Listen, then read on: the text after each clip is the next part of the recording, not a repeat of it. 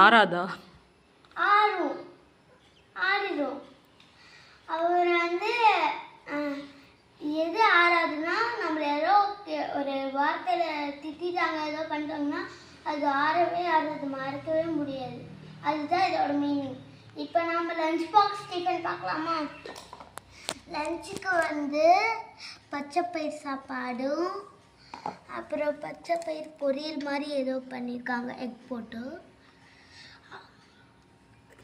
ஸ்நாக்ஸுக்கு வந்து 3க்கு 3. காலையில் டிஃபனுக்கு வந்து தோசை சாம்பார். பாய்.